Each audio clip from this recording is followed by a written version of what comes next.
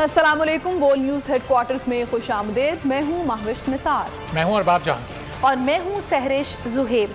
Headlines आपने जानी, bulletin का आगाज करेंगे और आज के बुलेटिन में आपको बताएंगे एक और पेट्रोल बॉम्ब, आखिरी कॉल की वार्निंग, खान की पेशी आज, नाम नेहाद तहकीकात मुस्तरद और सैलाब से कितनी तबाही।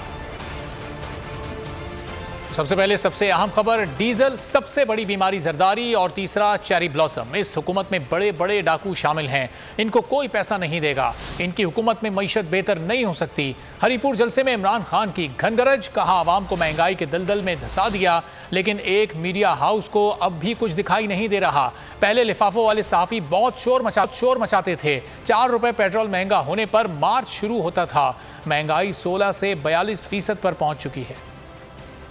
सलत कर दी गई जिसमें पाकिस्तान के नामवर डाकू शामिल थे। डीजल पे परमिट पे अपने जमीर का सौदा करने वाला। दूसरा आसिफ जरदारी, 30 साल से इस मुल्क की बीमारी। और तीसरा थ्री स्टूजेस मैं इनको कहता हूँ, तीसरा कौन है? Cherry blossom. पैसे तुम्हें किसी ने नहीं देने, क्योंकि सबको पता है कि तुम्हारे और तुम्हारे भाई से बड़े लुटेरे हैं कोई नहीं। चोरों को कोई पैसा नहीं देता। कि हमारी जो महंगाई थी वो थी 16%, जिसको कहते हैं CPI, कंज्यूमर प्राइस इंडेक्स। इसका मतलब क्या होता है कि जो आम आदमी के इस्तेमाल करने की चीजें हैं हमारे दौर में वो थी 16%। आज गौर से सुन लें, आज वो पहुंच गया है 42%। कि हमारे दौर में तो थोड़ा सा पेट्रोल जब 4 रुपया पड़ता था, महंगाई मार्च शुरू हो जाती थी। लिफाफे लेने वाले साहबी और वो मीडिया हाउस जो आप सब जानते हैं कि वो मीडिया हाउस चोरों के साथ जो खड़ा है। सारे महंगाई की हर रोज हम उठते थे महंगाई।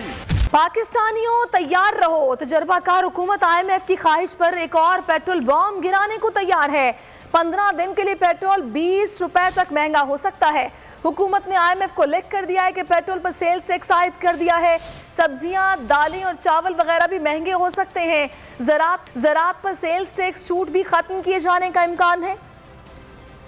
होगी और भी ज्यादा। मुल्क में पेट्रोल मजीद महंगा होने का इम्कान, क्योंकि अक्टूबर से पेट्रोलियम मसनूआत पर 10.5% सेल्स टैक्स आयद किया जाएगा। पाकिस्तान की तरफ से IMF को भेजे गए लेटर ऑफ इंटेंट के मुताबिक पेट्रोलियम मसनूआत पर सेल्स टैक्स आयद कर दिया गया है। सिर्फ यही नहीं, खाने पीने की चीजें भी मजीद महंगी हो सकती हैं, क्योंकि टैक्स अहदाफ में कमी हुई तो ज़राई शोबे की सेल्स टैक्स भी छूट खत्म कर दी गई। हुकूमत ने IMF को ज़राई अद्वियात, खाद, ट्रैक्टर्स पर सेल्स टैक्स छूट खत्म करने की यकीन दहानी कराई है, जिससे 150 अरब रुपए का रेवेन्यू हासिल किया जा सकेगा। हुकूमत तो रेवेन्यू हासिल करेगी, लेकिन अवाम के लिए आटा, चीनी, दालें और चावल हासिल करना मुश्किल हो जाएगा। शफाफ इलेक्शन कराए जाएं, वरना अब अवाम को आखिरी कॉल दूंगा। इमरान खान की हुकूमत को वार्निंग, कहा अगर अवाम को फैसला करने का हक ना दिया गया तो चारों तरफ से पाकिस्तानी इस्लामाबाद की तरफ आएंगे। आसिफ जरदारी, शहबाज शरीफ और मौलाना फजलुर रहमान बच नहीं सकेंगे। उम्मीद है आखिरी कॉल से पहले इलेक्शन कराए जाएंगे। हरीपुर जलसे में इमरान खान ने अवाम से भी कहा कि आज़ादी की जंग में फैसला कुन मरहले के लिए तैयार रहें। जब मैं कॉल दूंगा तो आपने तैयार होना। वो आखिरी कॉल होगी, क्योंकि मेरी कॉल जब आएगी तो चारों तरफ से इस्लामाबाद की तरफ लोग निकलेंगे। सिर्फ शहबाज शरीफ की छोटी सी जो इस्लामाबाद की हुकूमत है, वो जब चारों तरफ से अवाम का समुंदर आएगा इस्लामाबाद की तरफ, तो मैं आपको यकीन दिलाता हूँ कि शहबाज शरीफ ना आप उसको रोक सकेंगे और ना ये जो डाकू जरदारी है ये रोक सकेगा, ना ही डीजल साहब रोक सकेंगे। वोटेड हुकूमत से जान छुड़ा के साफ और शफाफ इलेक्शंस करवाएं पाकिस्तान में। पॉलिटिकल स्टेबिलिटी वो आएगी साफ और शफाफ इलेक्शन से, और जब साफ और शफाफ इलेक्शन से मजबूत हुकूमत आएगी, उसके बाद माशी तो पाकिस्तान ऊपर उठेगा। वक्त दे रहा हूं इस इम्पोर्टेंट हुकूमत को कि आप अभी भी इलेक्शन अनाउंस करें, नहीं तो मैं अपनी सारी अवाम में निकला हूँ, तैयार कर रहा हूँ सबको, सारी कौम को तैयार कर रहा हूँ, और आप सबने तैयार रहना है। बेहतर यह है कि साफ और शफाफ इलेक्शन हो, सबको तैयार कर रहा हूँ, और उसके बाद इंशाल्लाह मैं आपको कॉल दूंगा। लेकिन मैं उम्मीद ये कर रहा हूँ कि उससे पहले साफ और शफाफ इलेक्शंस का ऐलान कर दिया जाएगा ताकि अवाम फैसला करे कि पाकिस्तान की क़यादत कौन करेगा। हमें कोई इम्पोर्टेड हुकूमत की जरूरत नहीं। अच्छा, बारिश से डर तो नहीं रहे? हरीपुर का कामयाब जलसा इंसानों का समंदर उमड़ आया। चेयरमैन तहरीक इंसाफ इमरान खान खुश ट्वीट किया, हरीपुर में आवाम के बहुत बड़े इज्तिमा ने हकीकी तहरीक आज़ादी का पैगाम दे दिया है। शुक्रिया हरीपुर। इमरान खान आज इंसदादे दहशतगर्दी अदालत में पेश होंगे। चेयरमैन PTI की ज़ेर सदारत कानूनी टीम के अहम इजलास में फैसला, दीगर कानूनी मामलात पर गौर किया गया। बाबर अवान कहते हैं इजलास में दरखास्त जमानत दायर करने का फैसला हुआ है। इमरान खान के खिलाफ जाली मुकदमा बनाया गया, कोई धमाका हुआ ना कोई क्लाशनकोफ चलाई गई। पर नई हिकमत अमली तैयार, इमरान खान आज इंसदाद दहशतगर्दी की अदालत में पेश होंगे। कानूनी टीम के इजलास में बड़ा फैसला कर लिया गया। कानूनी टीम बनी गाला में सर जोड़कर बैठी। इजलास में मामले पर तफसीली मुशावरत की गई। बाबर अवान कहते हैं कि ATC में दरख्वास्त जमानत दायर करेंगे। इमरान खान की दरख्वास्त जमानत कल हम ATC कोर्ट इस्लामाबाद में दायर करेंगे। इमरान खान खुद जाएंगे। जराये के मुताबिक सियासी और कानूनी मामलात पर मुशावरत 2 रोज से जारी थी। खातून जज को धमकाने पर इमरान खान के खिलाफ थाना मारगिला में इंसदाद दहशतगर्दी एक्ट के तहत मुकदमा दर्ज हुआ है, जिसमें इस्लामाबाद हाई कोर्ट ने इमरान खान की 3 रोज की राहदारी जमानत मंजूर बाद मुतालिका अदालत में पेश होने का हुक्म दिया था। शहबाज गिल पर तशद्दुद क्यों? इमरान खान हरीपुर जलसे में इस मामले पर भी खूब गर्जे बरसे। कहा कि उन्होंने मुझे गिरफ्तार करने का फैसला किया तो मैं गिरफ्तारी के लिए तैयार हो गया। बोले तशद्दुद के बावजूद लोग PTI के साथ थे, PTI के साथ ही खड़े हैं। 17 जुलाई को हमजा कुकड़ी को मार पड़ी।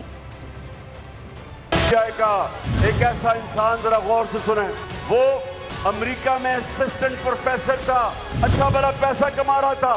उसने फैसला किया कि मैं पाकिस्तान वापस आना चाहता हूँ और मैं अपनी मुल्क की खिदमत करना चाहता हूँ। अपनी नौकरी छोड़ के अमेरिका से यूनिवर्सिटी में जिधर 15 साल से पढ़ा रहा था, मैं बाहैसियत पाकिस्तानी होते हुए मुझे शर्म आती है कि मेरे मुल्क में ये हुआ।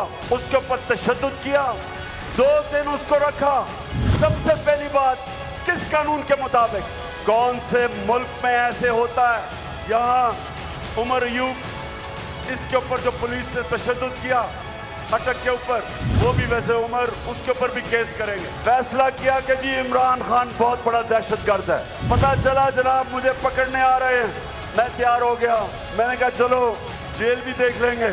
जब इन्होंने तशद्दुद किया, इन्होंने कहा कि ये तो डर जाएंगे आप, ये तो मम्मी डैडी पार्टी है।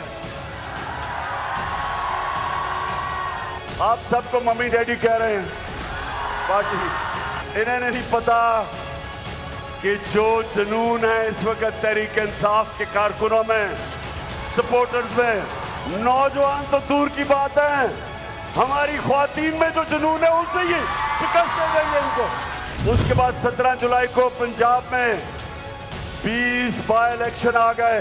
धांधली के बावजूद, इंतजामिया के बावजूद माशाअल्लाह, यानी पूरा जोर लगाया। हमजा कुकड़ी को पूरा तरह इन्होंने कोशिश की हराने की, उसके बावजूद ऐसा फेंटा पड़ा कि फिर काम पे टांगनी शुरू हो गई। इस्लामाबाद की अदालत ने शहबाज गिल के मजीद जिस्मानी रिमांड से मुतालिक पुलिस की इस्तदा मुस्तरद कर दी। अदालत ने रहनुमा PTI को जुडिशल रिमांड पर जेल भेज दिया। जुडिशल मजिस्ट्रेट मलिक अमान ने शहबाज गिल के वकला को उनसे मुलाकात की इजाज़त दे दी। शहबाज गिल के लिए तहरीक इंसाफ ने बड़ा फैसला कर लिया, दरखास्त जमानत दायर करने का ऐलान कर दिया। कोर्ट ने समाअत का तहरीरी फैसला जारी कर दिया। फैसले में कहा गया है शवाहिद इकट्ठे करने की आड़ में किसी मुल्जिम पर तशद्दुद की इजाज़त नहीं दी जा सकती। शहबाज गिल को कड़ी सिक्योरिटी में सेंट्रल जेल अडियाला रावलपिंडी मुंतकिल कर दिया गया है। शहबाज गिल पर मुबैना तशद्दुद हुकूमत पंजाब का एक और action. DIG jail Rawalpindi region Abdul Rauf Rana को फारिग कर दिया गया। नोटिफिकेशन भी जारी हो गया। अब्दुल रऊफ राना को IG ऑफिस में रिपोर्ट करने का हुक्म दिया गया है। IG ऑफिस में तैनात कामरान अंजुम को DIG जेल रावलपिंडी तैनात कर दिया गया। Anchor person Jameel Farooqi case की समाअत FIA के हवाले करने की इस्लामाबाद पुलिस की कोशिश नाकाम। अदालत में सरजनिश के बाद पुलिस ने दरख्वास्त वापस ले ली। एंकर जमील फारूकी केस की समाअत, पुलिस को शर्मिंदगी उठाना पड़ी, एंकर को FIA के हवाले करने की कोशिश नाकाम हो गई। अदालत में सरजनिश के बाद पुलिस ने दरख्वास्त वापस ले ली। जज ने कहा कि जमील फारूकी के वकील को बताए बगैर अदालत में पेश किया गया। पुलिस का ऐसा रवैया बुनियादी इंसानी हुकूक की खिलाफ वर्जी है। अदालत ने पुलिस को मुस्तकबिल में मोहतात रहने की हिदायत कर दी। यकीनी बनाया जाए कि तहकीकात के दौरान बुनियादी इंसानी हुकूक की खिलाफ वर्जी ना हो।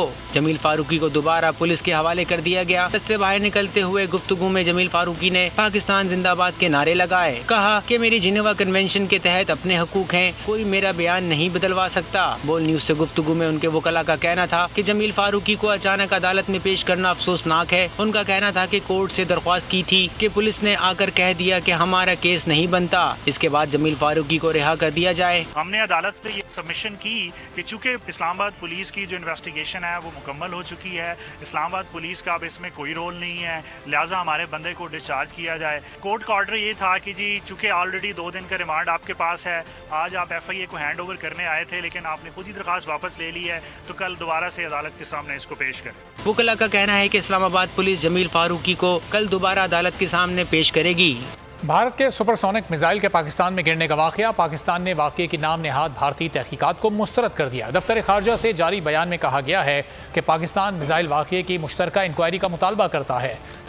तर्जुमान दफ्तर खारजा आसिम इफ्तिखार का कहना है कि भारत ने एयरफोर्स के 2 अफसरान को वाकये का जिम्मेदार करार देकर नौकरी से बर्खास्त किया और इंक्वायरी बंद कर दी।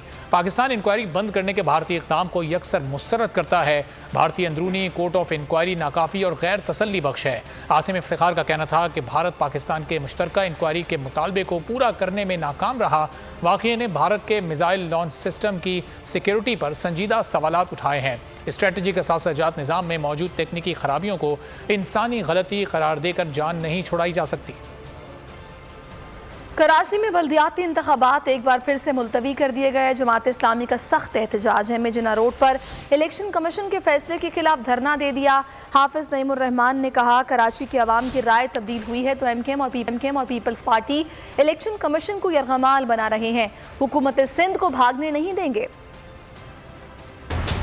बार फिर हुकूमत सिंध के रहम करम पर बल्दियाती इलेक्शन फिर मुलतवी कर दिए गए। लोगों के मसाइल हल होने की उम्मीदें दम तोड़ गईं। जमात इस्लामी का भरपूर एहतजाज। इलेक्शन कमीशन ने हुकूमत सिंध की ख्वाहिश पर कराची की बल्दियाती इंतखाबात एक बार फिर मुलतवी कर दिए। जमात इस्लामी इलेक्शन कमीशन के फैसले के खिलाफ सड़कों पर आ गई।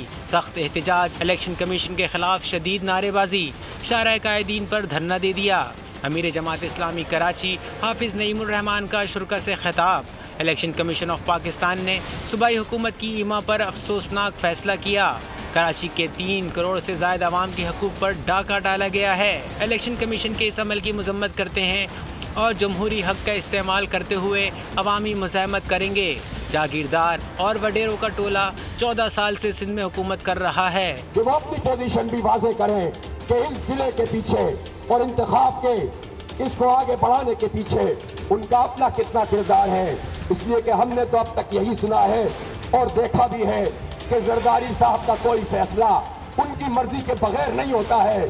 हाफिज नईमुर रहमान का सिंध हुकूमत पर तनकीद में कहना था कि पीपल्स पार्टी इंतखाबात नहीं करवा रही। कराची के बल्दियाती इंतखाबात करवाने के लिए भी जमात इस्लामी पटिशनर बनी थी। सियासी एडमिनिस्ट्रेटर तयन करके करप्शन और लूट मार की जा रही है। इस टोले को गुज़िश्ता 35 साल से दोस्त भी मिलते रहे जिन्होंने अवाम का मैंडेट फरोख्त किया। खबरों का सिलसिला जारी है। अभी वक्त हुआ एक ब्रेक का, और ब्रेक के बाद देखिए इमरान खान की हिदायत क्या, कहां ज्यादा बारिश और कितनी जाने गई।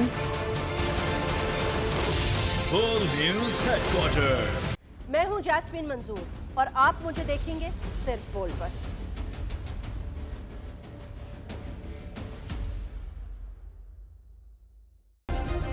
सब्सक्राइब करें और बेल दबाएं ताकि कोई खबर रह न जाए।